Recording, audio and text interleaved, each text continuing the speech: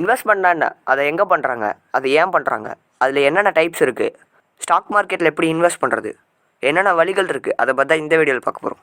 So நம்ம சேனலுக்கு யாராவது புதுசாக இருந்தால் மறக்காமல் சப்ஸ்கிரைப் பண்ணிட்டு பெல் ஐக்கான் தட்டி விட்டுக்கோங்க. அப்போ தான் நாங்கள் போகிற வீடியோஸ்னால் இன்ஸ்டண்ட்டாக நோட்டிஃபிகேஷனாக உங்களுக்கு வந்துகிட்டே இருக்கும்.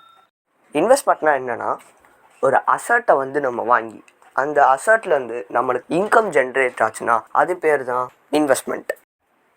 நான் இப்போது ஒரு எக்ஸாம்பிள் சொல்கிறேன். அந்த எக்ஸாம்பிள்லேருந்து நீங்கள் என்ன புரிஞ்சுக்கிறீங்கன்னா, ஈஸியாக இன்வெஸ்ட்மெண்ட்னாலையும் நம்மளால் நல்லாவே ரிச் ஆக முடியும். அதுக்கு proper economic knowledge and financial knowledge இருந்தாலே போதும் அப்படின்னு நீங்களே இப்போ புரிஞ்சுப்பீங்க. வாரன் பஃபெட்ற லெஜண்ட் வந்து கொக்கோ கோலா கம்பெனியில் வந்து இன்வெஸ்ட் பண்ணார். எப்போனா 1985 அப்பயே. அவர் இன்வெஸ்ட்மெண்ட் பண்ணும்போது நிறைய பேர் சொன்னோன்னா, அது ஏன் பண்ணுறீங்க, அது ரொம்ப ரிஸ்க்கானது, அதில் நிறையா மார்க்கெட் இஷ்யூஸ்லாம் இருக்குது அப்படின்னு நிறைய பேர் சொன்னாங்க. ஆனால் அவங்கள வந்து ஈஸியாக நம்ம வாரன் பஃபெட் வந்து என்ன சொன்னார்னா, nothing greats comes without a risk அப்படின்னு சொல்லி அவர் ரிஸ்க் எடுத்து அந்த ஷேர்ஸை வாங்கினார். பீக்கில் இருந்த மார்க்கெட் ஈஸியாக டவுன் ஆச்சு. அதே மாதிரி நிறையா சரிவுகள் எல்லாத்தையும் செஞ்சிச்சு. கடைசியில் இப்போ அவர் வாங்கின ரேட்டை விட அவர் நிறையாவே சம்பாரிச்சிட்ருக்காரு. இப்போ கொக்கோ கோலா கம்பெனியோட சிஇஓவோட அவர் தான் அதிகமாக சம்பாதிக்கிறாரு. எவ்வளோனா, கொக்கோ கோலாவோட கம்பெனியோட சிஇஓ வந்து 16 மில்லியன் சம்பாதிக்கிறாரு. ஆனால் நம்ம வாரன் பஃபெட் 500 மில்லியன் சம்பாதிக்கிறாரு. அதுவும் 4 ஹவர்ஸில் மட்டுமே 500 மில்லியன் சம்பாதிக்கிறாரு. ஸோ யூஸ்வலாக நம்ம இதுலேருந்து என்ன தெரிஞ்சுக்க விரும்புகிறோம்னா, நார்மலாக ரிஸ்க் எடுக்காமல், மார்க்கெட்டில் ரிஸ்க் எடுக்காமல் எதுவுமே ஈஸியாக கிடைக்காது. அதே மாதிரி இன்வெஸ்டிங் பாலிசிஸ் எல்லாமே நல்லதாக இருக்கணும். ஜென்ரல் போர்ட்ஃபோலியோ கரெக்டாக மெயின்டைன் பண்ணணும். அப்போ தான் நம்ம டைம் எடுத்து நம்ம ஈஸியாக ரிச் ஆகலாம். இப்போ நம்மளுக்கு இன்வெஸ்ட் பண்ணால் என்னென்னு தெரிஞ்சிச்சு. அது எது மேலே பண்ணணும் அப்படின்றது தான் இப்போ பார்க்க போகிறோம். Stocks, bonds, mutual funds, real estates, commodities, அப்புறம் நம்ம டெய்லி ஆக்டிவிட்டீஸில் வர எல்லா திங்ஸுமே, இந்த மாதிரி எல்லா திங்ஸ்லேயும் நம்ம வந்து இன்வெஸ்ட்மெண்ட் பண்ணலாம். ஸோ எனக்கு இந்த மாதிரி ஸ்டாக்னா என்னன்னு தெரில, பாண்ட்ஸ்னா என்னன்னு தெரில, மியூச்சுவல் ஃபண்ட்ஸ்னா என்னன்னு தெரில, ரியல் எஸ்டேட்னா என்னன்னு தெரில அப்படின்றவங்க எல்லாருமே கொஞ்ச நாள் வெயிட் பண்ணி நம்ம சேனலை சப்ஸ்கிரைப் பண்ணிகிட்டே இருங்க.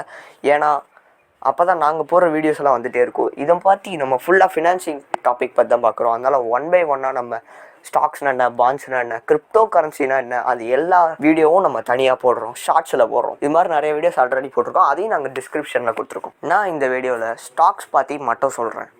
இப்போ நம்ம வாரன் பஃபெட்டோட எக்ஸாம்பிள் பார்த்தோம். அதில் வந்து அவர் ஒரு கம்பெனியோட ஸ்டாக்ஸ் வந்து வாங்கியிருந்தார். அதே மாதிரி நம்மளும் ஒரு கம்பெனியோட ஸ்டாக்ஸ் வாங்கி நம்ம இன்வெஸ்ட்மெண்ட் பண்ண முடியும். அதாவது ஒரு கம்பெனியோட ஸ்டாக்ஸ்னால் அதுலேருந்து ஒரு கம்பெனியில் பாதி, ஒரு 25%, ஒரு 1%, 0.1%, இந்த மாதிரிலாம் நம்ம ஒரு கம்பெனியோட ஸ்டாக்ஸை வாங்க முடியும். அதுலேருந்து அந்த கம்பெனி ப்ராஃபிட் பார்த்து, உங்களோட நீங்கள் இன்வெஸ்ட் பண்ண மணியை வச்சு அவங்க ப்ராஃபிட் பார்த்து அதுலேருந்து அவங்க டிவிடெண்ட்ஸ், ஷேர்ஸ் எல்லாத்தையும் கொடுப்பாங்க. இப்போ நம்ம இன்வெஸ்ட்மெண்ட்டோட டைப்ஸ் எல்லாம் பார்த்துட்டோம். இப்போ ஸ்டாக் மார்க்கெட் அதில் தான் வந்து இன்வெஸ்ட்மெண்ட் பண்ணுவாங்க. இன்வெஸ்ட்மெண்ட் எத்தனை வழிகளில் பண்ணுவாங்கன்னு கேட்டால் அதுக்கு 2 வழிகள் இருக்குது, ஃபிசிக்கல் வே அண்ட் டிஜிட்டல் வே. இப்போ எல்லாருமே ப்ரிஃபர் பண்ணுறது டிஜிட்டல் வே தான். அதுதான் கொஞ்சம் ஈஸியாகவும் இருக்கும். இப்போ ஃபஸ்ட்டு ஃபிசிக்கல் வேணா என்னன்னு பார்த்துருவோம். அதாவது மார்க்கெட்டில் ஒருத்தர புரோக்கரேஜ் கம்பெனி வந்து ஃபைன் பண்ணி அவங்ககிட்ட இருந்து நம்ம ஸ்டாக்ஸை வாங்கி அந்த புரோக்கரை பை அண்ட் செல் பண்ண சொல்லுவோம். அது பேர் தான் ஃபிசிக்கல் வே. இப்போ டிஜிட்டல் வேனா நம்ம ஈஸியாக ஒரு டிமார்ட் அக்கௌண்ட் அப்படின்னு ஒன்று ஓப்பன் பண்ணி அதில் நம்ம ட்ரேடிங் அண்ட் இன்வெஸ்ட்மெண்ட் எல்லாத்தையும் பண்ணிக்கலாம். இதில் நம்ம ஈஸியாக பை அண்ட் செல் ஆன்லைன்லேயே பண்ணிக்கலாம். அதுவும் எந்த ஒரு புரோக்கரேஜ்மே இல்லாமல். இப்போ டிஜிட்டல் வே தான் கரண்ட்டில் நிறைய பேர் யூஸ் பண்ணுறாங்க.